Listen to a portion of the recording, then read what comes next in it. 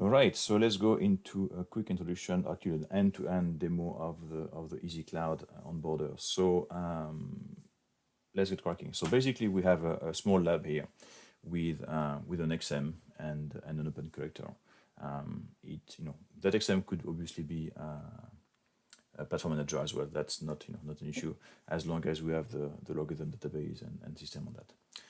Then we have out there some log source stream, probably in the cloud.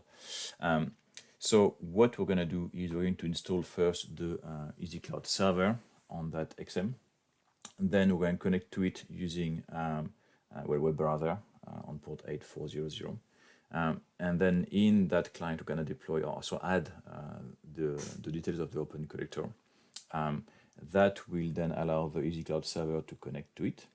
And get things like the version of the OS, version of the OpenCollector, see if there is one.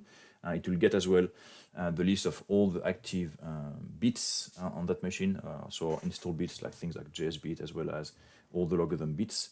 We can obviously create as many OpenCollectors as we want in the UI. They will all be checked. And once we have done that, we will create a stream like a log source if you want in the UI. We're going to configure its collection, so define what is the URL, for example, for an API one. What are the configuration to get the data? Okay. Once you've done that, we're going to run a tail still within the UI of the Easy client, and that tail will basically connect or run like a throwaway bit on the OpenCollector itself that will connect to the stream itself in the cloud, get log data in real time and show that data in real time on the screen of the user. So then we can map the different fields of that stream to the tags of logarithm. And then once we have done that, we can be able to deploy the log source itself. Okay, so that will, when we hit that, it will send or prepare the configuration for the bit, like the final configuration, not the one for the tail, like a real one, for the bit on the OpenCollector. Create the pipeline with the JQ filter, the JQ template, and transform and so on, and import that on the OpenCollector. Then on the XM is going to create the log source type, the MP rule for it, the MP sub rules if need be, the processing policies, the log source virtualization, the log source virtualization item, and then add that item to the existing log source for the OpenCollector. And once that's done, the data will start to flow toward the XM, and that will be effectively done, right?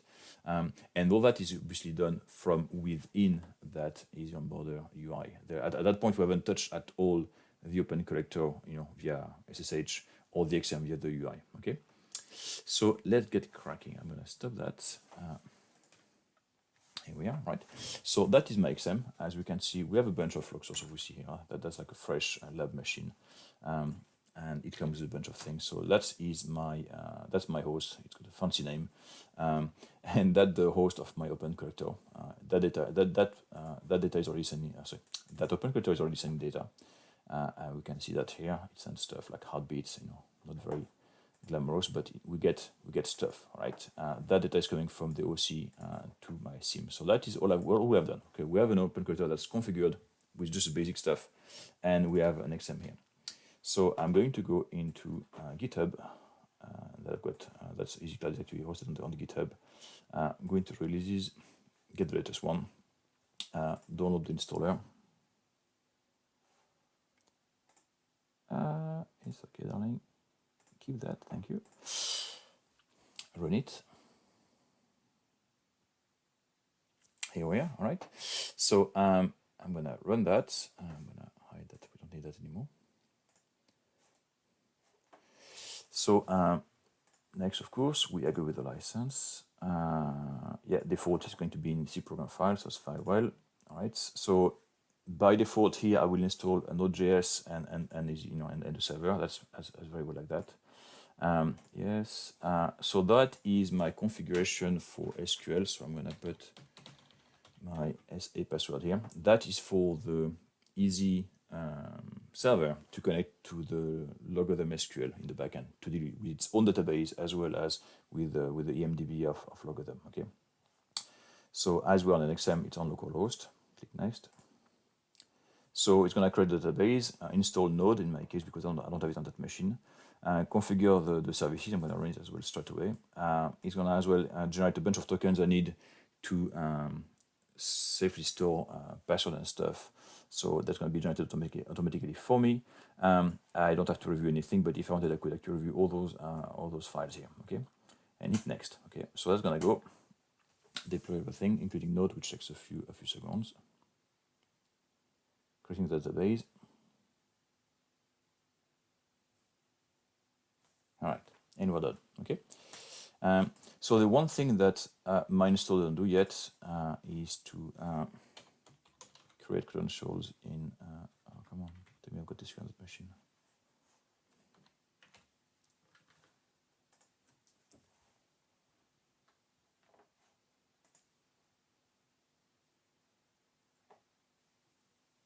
I'm blind. It's right here.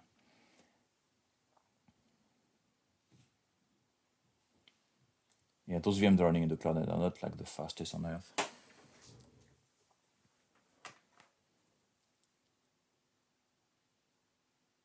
So while that takes its time, I'm going to show you quickly the service. So if I go into my services here,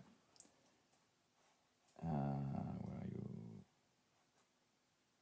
Right here. Okay, so that is the service that's running. Okay, so that's already installed for us, and that's still pending. I'm going to put the video. Okay, fair enough.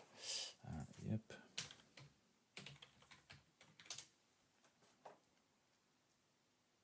Yes, so basically easy onboarder. We use SQL to check for credentials. So I just need to create an account. Right now we're on version 0.7.0 and maybe version 1 will have something that creates automatically the account, but right now it does not. I'm going to call that TMAS. Why not? SQL authentication. I'm going to put a secure password for that.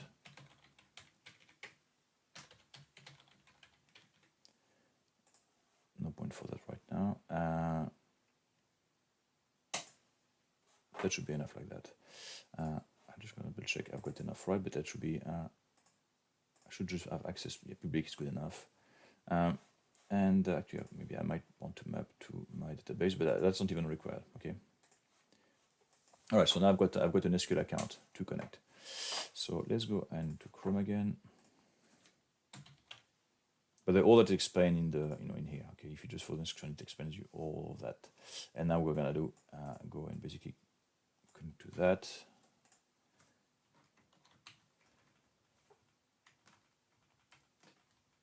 My IP here is, I believe, 192.168.100.10.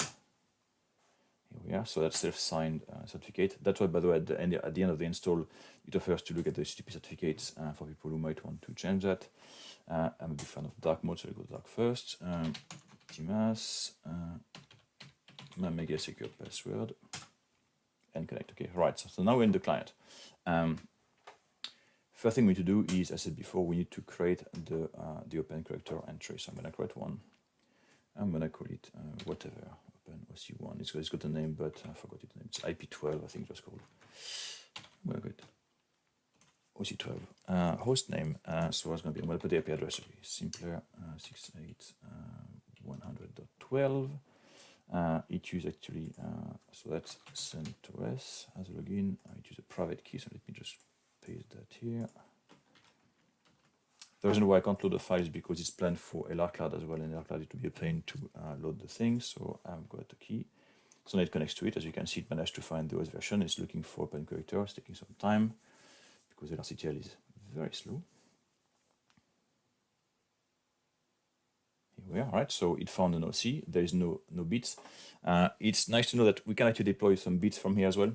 So I have made a JS bit that is well based on JavaScript, hence the name, and that is designed to do basic stuff that was taken typically from FileBit, like collecting flat files or receiving over syslog.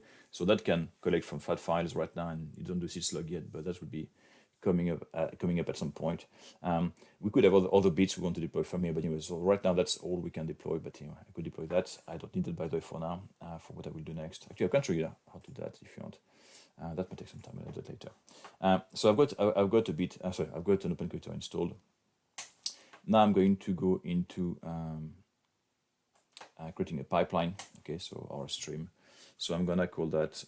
I'm going to create a fake one first. I'm going to create journey portal. Okay, so this one is a very simple one that is just going to collect some basic API from my portal. I pick up my primary OC, so that is going to be used later on for the tail. Okay, it will not deploy there. It will just be using that OC right now for my tail. So I'm going to add my pipeline. By default, I'm on status new. I'm going to go and modify that. So right now I've got collection part, I've got a mapping we'll do later, and then later on we're going to deploy. Okay, so first we're going to modify the collection. So I've got a few options available right now. File bit will disappear eventually, but right now we've got JS bit, and again we can select flat file syslog or file bit, or generic bit from logarithm, which only has one thing. Okay, ideally the goal is to have more than just that.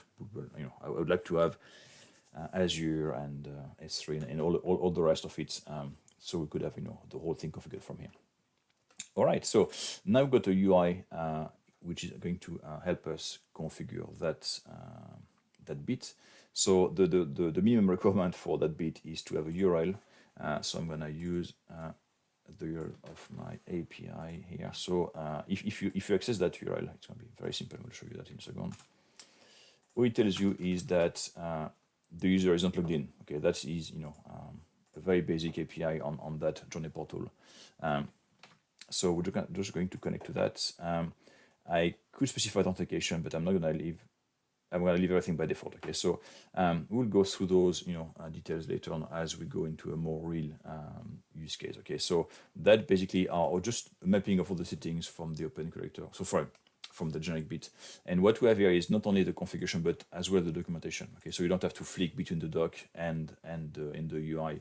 It's much simpler than having to do all that by hand. Okay, and every time I give examples, those are taken from the doc, from the official doc of the bit. Okay, so I can roll that up. I'm just going to change one thing, which is the frequency of checking. I'm going to bring that to maybe 30 seconds. I'm going to type it a bit faster. Okay.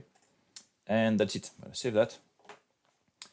When I come back, I've got now my configuration. That actually I could copy paste, you know, directly in the big if I wanted to do it by hand, but that's not necessary. Okay. Now I'm going to do the mapping of my my fields. So I'm going to click on Start Live Capture. Okay, and that will now configure the bit to go and collect the data from the journey portal. It's actually very basic data when I see that when it comes in. Okay. So now that we have the logs coming in, we can see that data has been processed nicely. So we have the stuff from the bit itself, and at the bottom here under the leaf response, we have actually what came up from the endpoint. Okay, so just hide. I don't need those. Yeah. It's not very sexy. It's, you know, it's a basic API. So I could still map that as, you know, I don't know, whatever. That would be my VM ID, for example. And maybe the username here, we normally have the login of the person being logged in, so I'm going to call that login, and I go hit origin account, and so on. Okay, so it's very basic. I'm going to stop here, stop my tail. And anyway, so I'm going to come back now. So now I've mapped 2 fields out of 23, so not very much, but I can actually see that in the list now. And I can now deploy it, right? So I'm going to deploy that.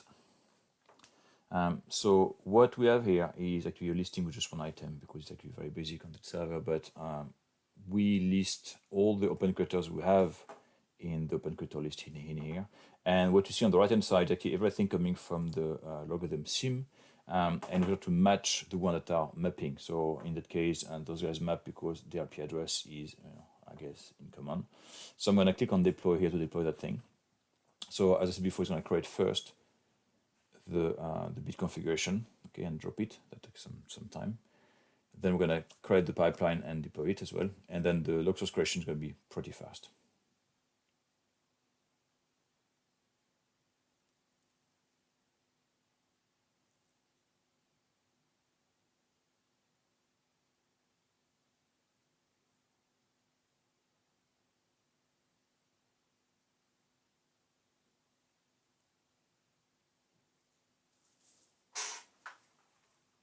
So what takes time on that step is it has to compile the pipeline and then restart the OpenCollector, which takes a bit of time. But as you can see, the rest takes much less time on the SIEM. Okay. If anything had failed, you would have like explanations about that in that screen here. Okay. So that's it, and we're deployed. Okay. So I'm gonna go here. I can see actually I've got the deployment. It's actually enabled. If I go back to my console and I hit refresh, I should now have a new log source. Anyway, look at that. Journey portal, which is the name of my stream in my in my UI. So if we want to actually go and look at a few things, so all that has been done for us, and I swear there was nothing before that. Where are the here we are templates? So I've got a new one called Easy Cloud, which contains the Journey portal. Okay, and that is the regex for it. And if we go into close that, if you go in the log source itself, actually, if I go into syslog, if I go here, I can actually see that we have my Journey portal, log source virtualization with my parser for it. Okay, so I basically have everything working fine. I'm gonna tail actually. I could actually just tail the Journey portal now. Okay, F5, see if we got data already. No, not yet.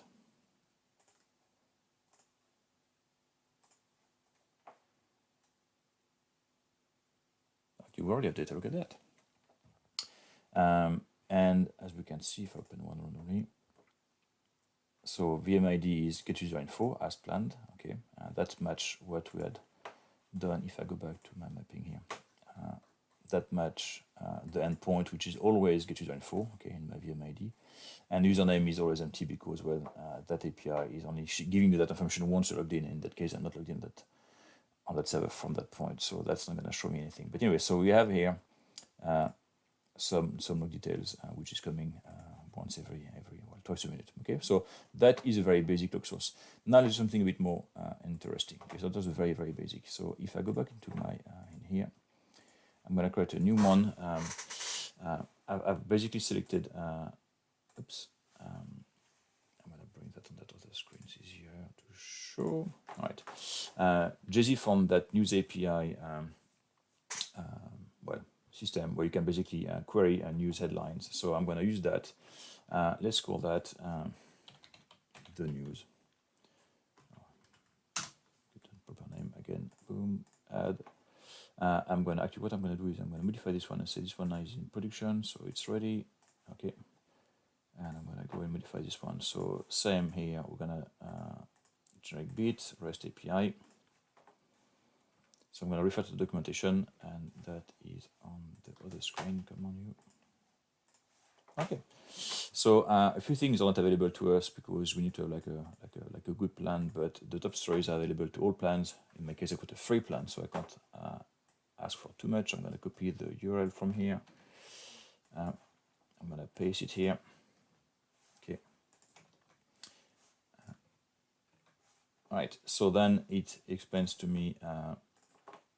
That I need to have my API token, and that is as a parameter. So I'm going to go back to my console here, and I'm going to go back into my headers and parameters. So if stuff I put here would be going in the header of the request, but here I care about the parameters. So it has to be called API token. I'm going to copy the token I had created before the call. So paste that here. Okay. If I go back into the documentation, I see I can specify a few other things, like the locale to have only some countries. I'm going to zoom in a bit so we can see better. I can specify just which countries I want news for, like for example in that case here, US and Canada only. What I care about is mostly language, because otherwise you can end up with news in all sorts of languages. So language and the code, if you follow the doc, it says EN. I could put EN and FR, for example, or and maybe Spanish as well if I wanted some fun. I'm going to leave it like that. And what else can we specify? We can specify like publish before and so on. I'm going to leave it like that. I'm going to leave the sort. I'm going to use the limit and the paging. Okay. So if I go in there, I can use the range filter. Okay, I'm going to say that is using oh no, sorry, I'm talking rubbish. I'm going to use the pagination. So again, here is very well explained what you're supposed to look at, but I know what I want, so I'm going to go for page number, which is what you get in that API. And then if I go into the page-based presentation details, I can specify the field for the size. So if I go back in the doc,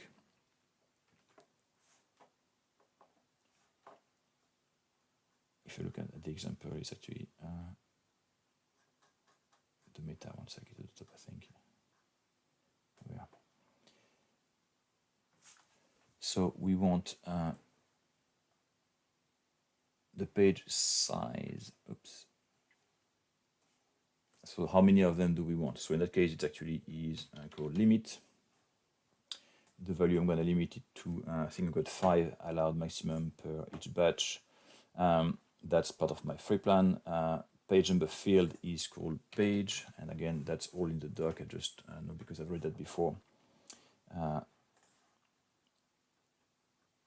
It says so. Here we are. Okay.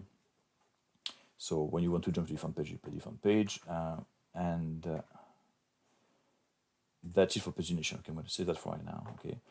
One thing which is interesting as well is if you look in that log sample you get on the right hand side, you get the data the API provides is not an array of logs. It's actually a bunch of things. You get the meta, which tells you how many were found, and then that data actually contains the array of stuff we care about. So we can actually do that in the generic bits, so we don't have to get like one log with a bunch of things in it, but actually we get 5 logs in that, and that is, let me find that again.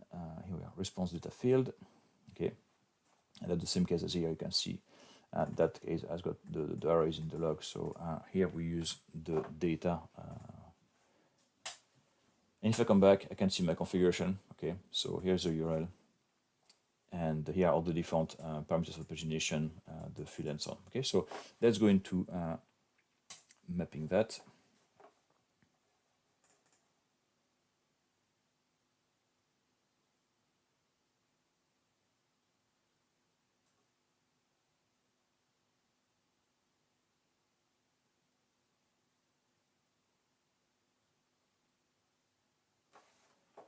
I'm going to pause the video when it arrives. Actually, it arrives fast. All right, fine enough. So we are getting stuff. We got the heartbeat first, but we already got 6 messages already. Okay. So that's again that is the response from the bits, and then inside of that we can see the different logs, and as you can see we broke it down. We don't have the data anymore here because it got broken down straight away, and we can see different descriptions of those articles. So now I'm going to go and say, well, that published at is actually interesting for me. I'm going to use that as my timestamp, and that's in ISO format. I'm going to say the source, actually the newspaper where it came from, so I'm going to call that my origin domain. That domain will be faster, less. Here we are. Okay. Title, I'm going to put that in subject. There's a URL. Let's use that as my URL. Okay. And by the way, in those fields, let me just get.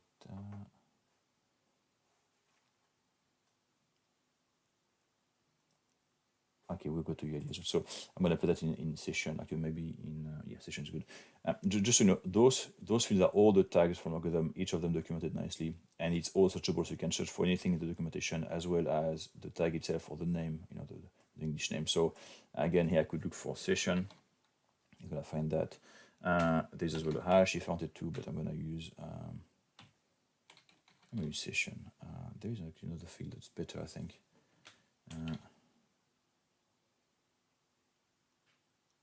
Serial number, here we are. Okay. And that will be it. I'm going to save that. I don't need to go any further. I'm going to stop my live data. So it's going to stop everything in the background. Okay, so now mapping is done. Again, if I go back in the list, we can see we got a bit of a better mapping now with more of the fields being mapped. Okay. I can now start to deploy it. So I'm going to go in here. I'm going to pick up my, again, the only available OpenCollector I've got here. Okay. And I will add another Bogus OpenCollector so we can see how it looks like when you got more than one. especially when there's a mismatch between what I've got here and what the EMDB has got. Right now it's all suitable, but if you had an OpenCollector configured here in that part here, but it was not in part of the, as part of a log source in logarithm, it would actually show as not suitable. If you had log sources in logarithm, but there was not an OC configured here in the tool, it would be failing as well. It would show as not suitable either. And so you can pick up easily. That's finishing now. Cool, it's done. So it's very easy to pinpoint the one you like. So if I show you, if I create another OC, I'm going to create a new one. I'm going to create OC whatever X. Host name would be 1.2. Okay, 192.168. Oops. Yeah, username and root and a password, whatever, some garbage. Right. So first I'm going to try to get there and fail, of course. But if I were to, you can just wait for that to finish. I don't care. If I were to try to deploy any of those log sources, if I go into deployment, it's going to show me that here. So this one is not suitable because it only shows here, but there is no log source to map to in the SIEM. And I need a log source to be able to map that that thing to virtualization. So anyway, so that's done here. If I go back into my SIEM now, we've got the news here. Look at that.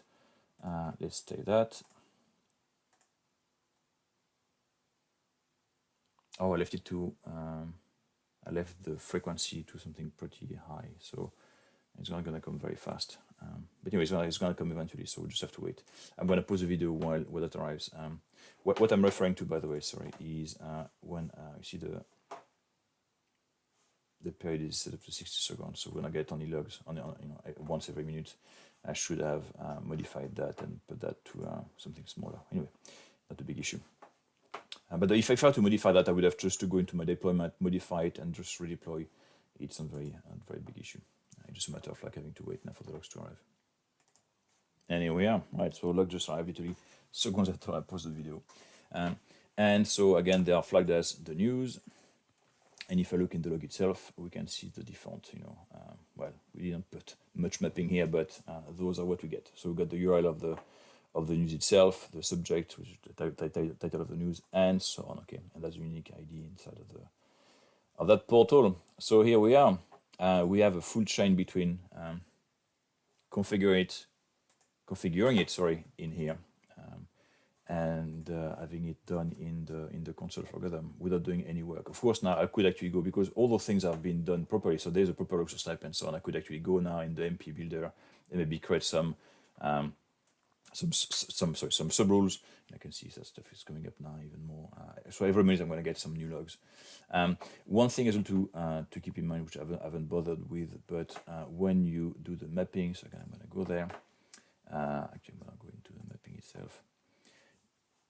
As part of the modifier, so the first field is actually to map a field here to a tag in logarithm, but I can use a bunch of modifiers as well.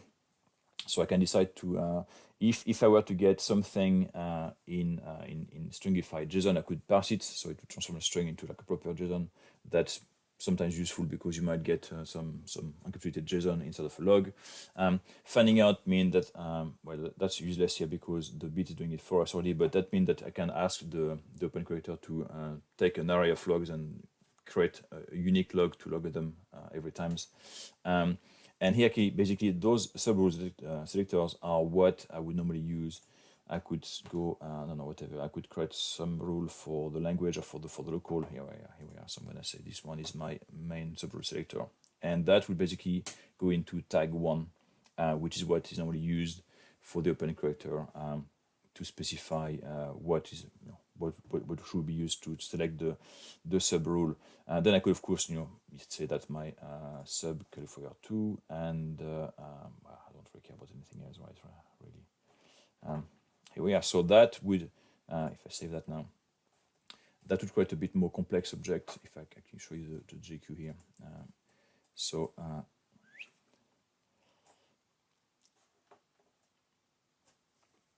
So tag 1 will receive the local and tag 2 the language. And that means that it will be easier. That will not be stored anywhere, okay, because it's a tag 1 and tag 2. But at least in my sub rule, well, in the MP builder, I can use those tags to decide, you know, maybe to put a different common event or whatever, okay.